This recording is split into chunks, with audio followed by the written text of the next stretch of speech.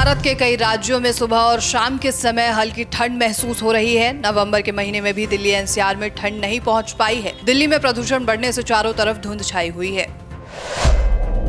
10 नवंबर को देश के मौजूदा मुख्य न्यायाधीश डीवाई चंद्रचूड़ सेवानिवृत्त होंगे। 11 नवंबर को न्यायमूर्ति संजीव खन्ना देश के 51वें मुख्य न्यायाधीश का पदभार ग्रहण करेंगे। शुक्रवार को सुप्रीम कोर्ट बार एसोसिएशन ने सीजेआई चंद्रचूड़ की विदाई का समारोह आयोजन किया। इस दौरान न्यायमूर्ति संजीव खन्ना ने एक बेहद भावुक भाषण दिया। उन्होंने सीजेआई की तारीफ भी की।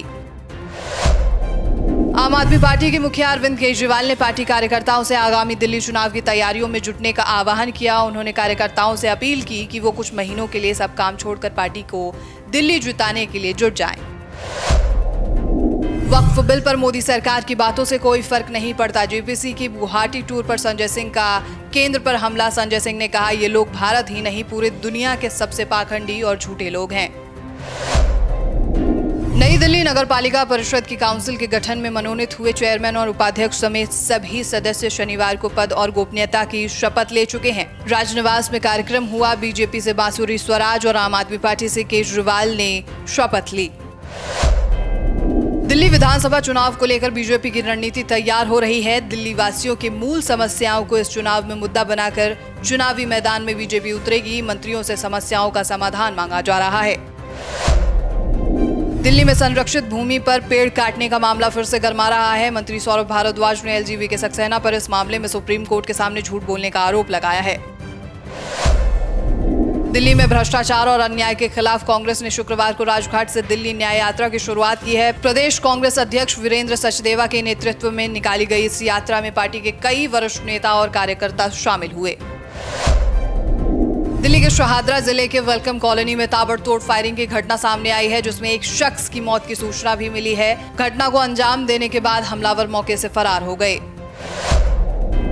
दिल्ली के नागलोई इलाके में खुले नाले में गिरने से 14 साल के बच्चे की दर्दनाक मौत हो गई। इस घटना के बाद प्रशासन की लापरवाही पर सवाल खड़े हो रहे हैं। स्थानीय लोगों का आरोप है कि नाले की सफाई न होने के कारण इसे खुला छोड़ दिया गया। पहले भी इस तरीके के कई हादसे सामने आ चुके हैं, लेकिन प्रशासन की ओर से अब तक कोई ठोस कदम नहीं उठाया गया था।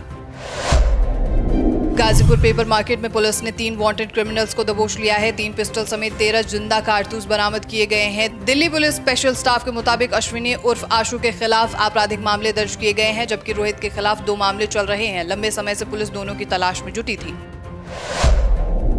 जो अपराधी भूमाफिया होगा वो सपा से जुड़ेगा। सीएम योगी आदित्यनाथ ने गाजियाबाद में सपा पर निशाना साधा है। योगी ने कहा है, यूपी में उपचुनाव पहले 13 नवंबर को होना था, लेकिन कार्तिक पूर्णिमा के स्नान की वजह से तारीख को बदलना पड़ा, लेकिन इससे सपा को परेशानी हो रही है।